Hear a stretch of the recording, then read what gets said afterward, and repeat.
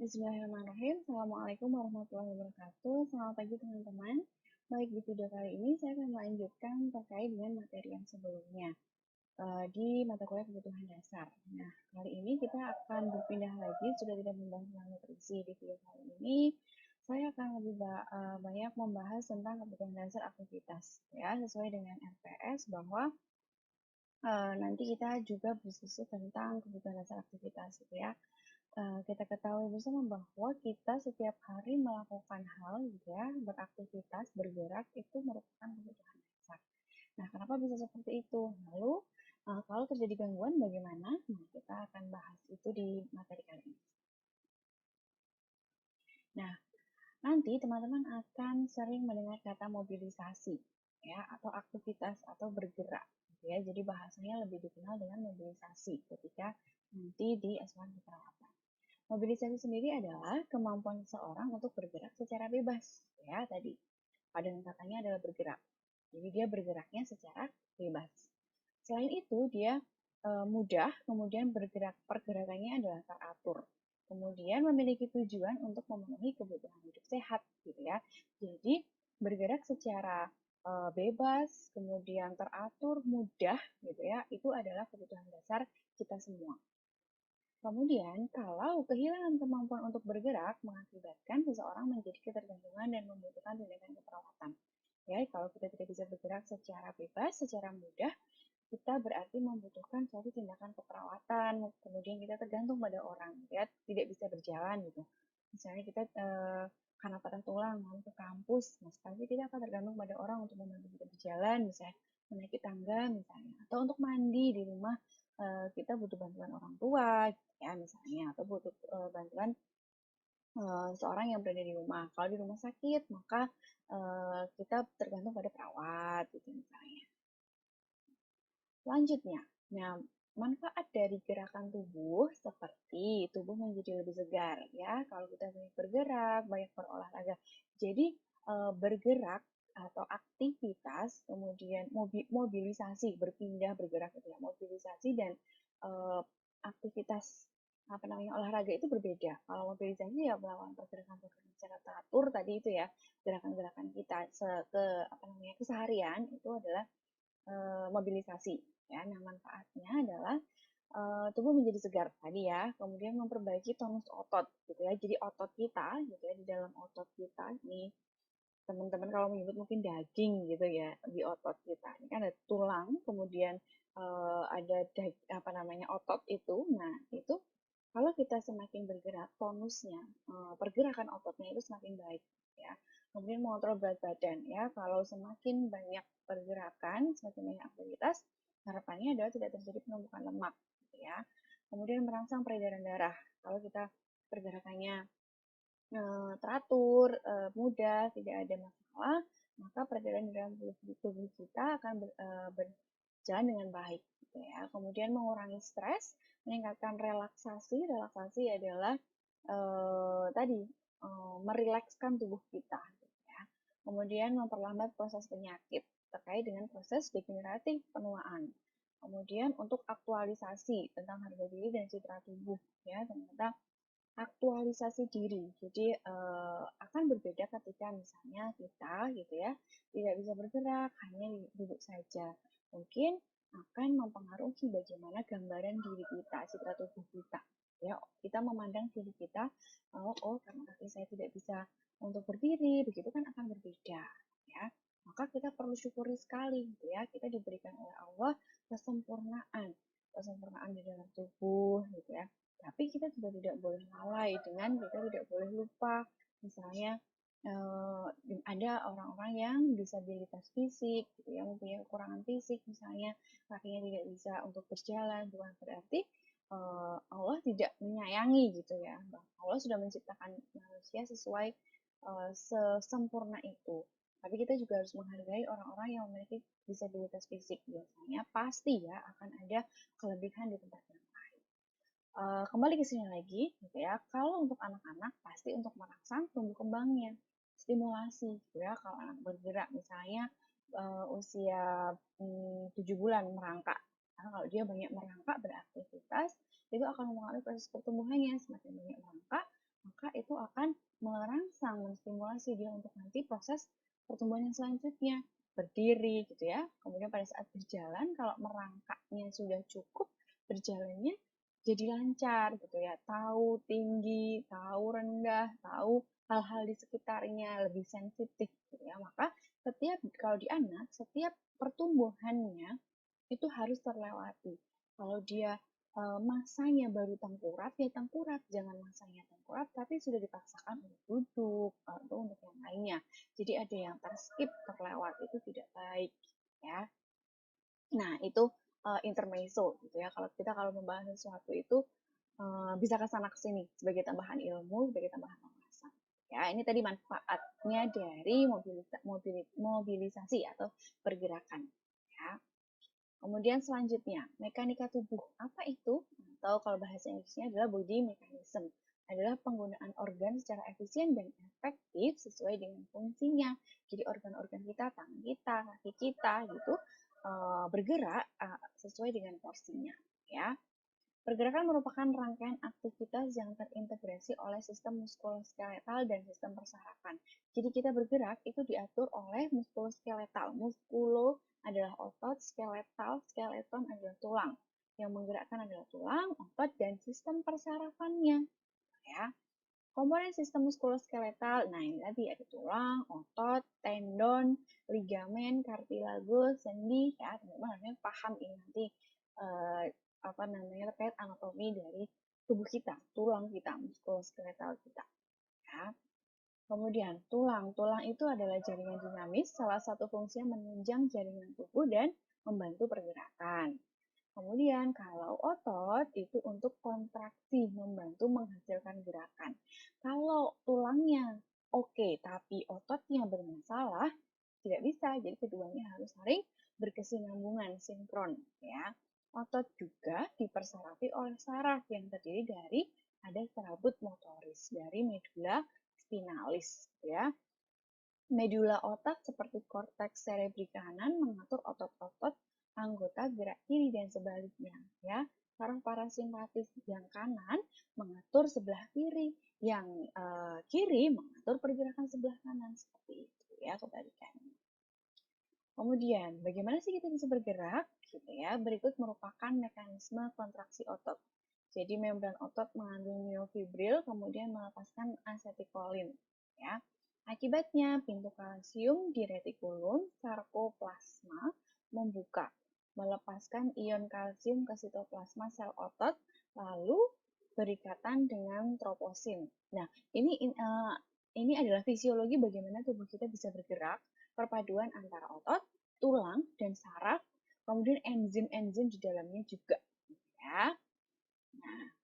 Nah, ini kontraksi otot tadi ya, dari serabut-serabut otot, di otot kita ini ada serabut-serabut banyak sekali gitu ya. Kemudian ada filamin aktin dan miosin, ini yang dua-duanya saling bekerja sama, kemudian berikatan gitu ya. Nah, akhirnya ada cross bridge. Cross bridge itu ada jembatan gitu ya, jembatan yang dari filamin aktin dan filamin miosin itu bergabung akhirnya bisa memunculkan kontraksi otot. Makanya kontraksi otot itu juga dilihat gitu ya. Kita bisa mengencangkan otot, mengendorkan otot gitu ya, kencang, kendor gitu. Itu adalah proses kontraksi otot ya. Nah, ternyata ada banyak faktor-faktor yang mempengaruhi aktivitas atau mobilisasi. Ya, yang pertama yakni kesehatan fisik. Kalau kita misalnya baru sakit tipes atau kalau di rumah sakit itu sakit DM atau sakit yang lainnya itu akan mengakibatkan gitu ya aktivitas fisiknya berkurang. Kemudian keadaan nutrisi. Jadi kalau misalnya, nah kemarin kita sudah bahas tentang nutrisi. Kalau nutrisinya kurang, zat-zat nutrisinya kurang, misalnya karbohidratnya karena diet gitu ya, karbohidratnya tidak sama sekali makan, cuma makan protein saja. Itu juga akan mempengaruhi aktivitas ya, karena tubuh kita tetap membutuhkan karbohidrat gitu ya.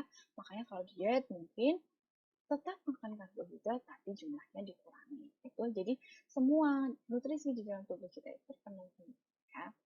Atau status mental gitu ya. Kalau ada permasalahan dengan status mental, kejiwaan kita itu juga akan mempengaruhi.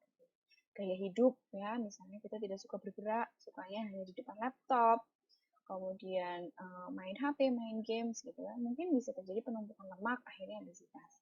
Lalu tingkat perkembangan tubuh, misalnya dari mulai anak-anak sampai sekarang kan kita selalu berubah ya, dari yang tadinya hanya bisa terlentang, tengkurap gitu ya, terus sampai akhirnya sekarang kita bisa berjalan. Nah, ada sebuah contoh kasus gitu ya, kalau misalnya seseorang mengalami patah tulang, lalu menderita penyakit atau cacat dan yang lainnya, seorang tersebut akan mengalami masalah gangguan pergerakan, imobilisasi. Itu contoh gangguan pergerakan. Misalnya dia patah tulang, maka dia menjadi imobilisasi, pergerakannya menjadi tidak bebas. Kalau mobilisasi, pergerakannya bebas, normal, ya sehat.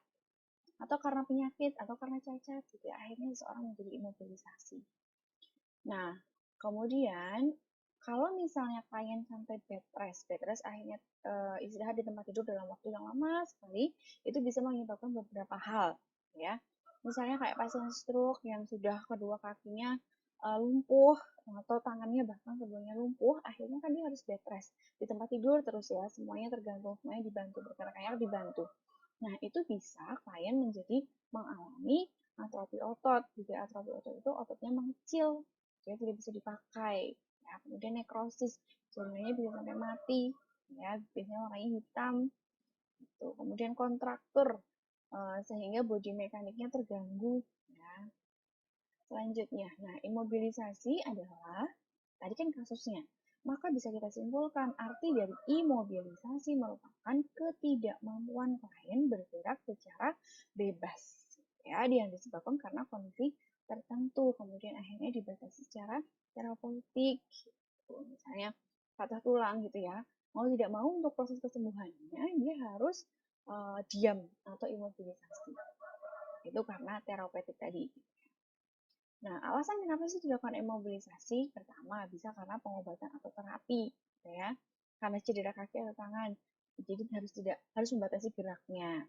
Kemudian alasan kedua karena tirah baring, gitu ya. Misalnya tirah baring sama dengan bed rest tadi ya. Misalnya dia harus melakukan itu karena itu sebuah intervensi, gitu ya, dibatasi gerakannya. Biasanya untuk memenuhi kebutuhan oksigen, mengurangi rasa nyeri, ya kalau banyak gerakan justru akan menambah nyeri, jadi dia dilakukan tirah baring, gitu ya, maka dilakukan imobilisasi. Kemudian mengembalikan kekuatan dan cukup beristirahat, tapi yang tidak dalam jangka waktu lama ya, maksudnya ini alasan imobilisasinya. Mengurangi nyeri pasca operasi, tapi berdampak ya, ada dampaknya ternyata secara fisik. Kalau misalnya itu dalam jangka waktu yang lama, makanya pasien stroke gitu misalnya, dia sudah dalam jangka waktu yang lama, dia harus dilakukan pergerakan secara pasif. Kita bergerak sendiri, itu namanya bergerak secara aktif. Tapi kalau pasif, pergerakan kita dibantu oleh orang lain, ya. Nah, dampaknya secara fisik akan menyebabkan kerusakan integumen. Integumen adalah sistem kulit, ya, kulit, integritas kulitnya. Kulit kita menjadi dia lentur, kemudian menjadi kaku, gitu ya. Kemudian sistem kardiovaskuler, jantung kita bermasalah, sistem kardiovaskulernya ya, sistemnya. Kemudian eliminasinya mungkin akan mengalami konstipasi karena tidak banyak bergerak, jadi mobilitas ususnya juga berkurang, pergerakan ususnya berkurang. Dan kolesterolnya jelas ada perubahan ya, atau gantulannya. Lalu sistem pencernaan juga ternyata terpengaruh kalau ada imobilisasi secara lama. Kemudian respirasi, nafas kita juga terpengaruh. Kemudian mempengaruhi masalah psikologis, terjadinya depresi, istirahat tidur, ya kan karena kita imobilisasi dalam jangka yang lama kan juga tidak nyaman gitu ya, tumbuh kembang juga. Nah, maka untuk mencegah dampak buruk dari imobilisasi, perlu dilakukan latihan rentang gerak atau range of motion, disingkat ROM. Jadi di praktek lab, teman-teman akan belajar tentang range of motion. Jadi meskipun kita bed rest, tirah baring tadi ya, tetap harus dilakukan range of motion atau rentang gerak. Ada yang ROM aktif, ada yang pasif ROM aktif. Kalau kita bisa melakukan gerakan sebagai ROM pasif, kita dibantu. Ya. Kemudian, nah ini adalah bagian dari sistem integumen tadi kan, ada beberapa yang terganggu kalau kita imobilisasi, salah satunya integumen. Jadi turbo kulitnya menurun, lalu terjadi kerusakan kulit, gitu Ya, kalau sistem kardiovaskuler terjadi hipotensi ortostatik. Apa itu? Terjadi karena sistem saraf otonom tidak dapat menjaga keseimbangan suplai darah, akhirnya berkumpul ke ekstremitas. Ya, harusnya kan selalu bergerak peredaran darah kita, gitu ya, bergerak dari ujung kepala ke ujung kaki, semua peredaran di dalam tubuh kita itu bergerak sesuai dengan porsi dan tugasnya. Tapi kalau kita diam diri, bisa jadi akhirnya turun ke bawah, akhirnya bengkak di kaki, gitu ya. Kemudian itu bisa menyebabkan tekanan darahnya menurun drastis, perfusi di otak mengalami gangguan gitu ya, karena sirkulasi tidak baik, nantinya otak tidak mendapatkan suplai oksigen gitu. Nah, akhirnya bisa berkunang-kunang, pusing, bahkan pingsan ya. Kemudian bisa terjadi pembentukan trombus. Trombus itu massa padat gitu ya, darah di jantung atau pembuluh darah. Gitu ya. Jadi ada massa, ada trombus membentuk gumpalan gitu ya, gumpalan padat. Kemudian edema, tadi edema adalah bengkak tadi ya. Nah, kemudian di sistem eliminasi ya terjadi stasis urin. Stasis urin itu terhentinya atau terhambatnya aliran urin. Urinnya kita BAK-nya, buang air kecilnya menjadi tidak lancar. Bahkan begitu ya. Kemudian batu ginjal menyebabkan penumpukan kalsium gitu ya.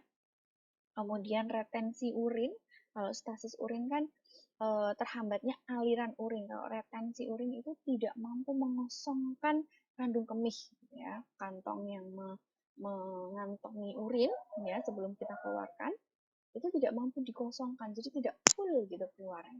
Ya. Akhirnya juga bisa terjadi infeksi perkemihan.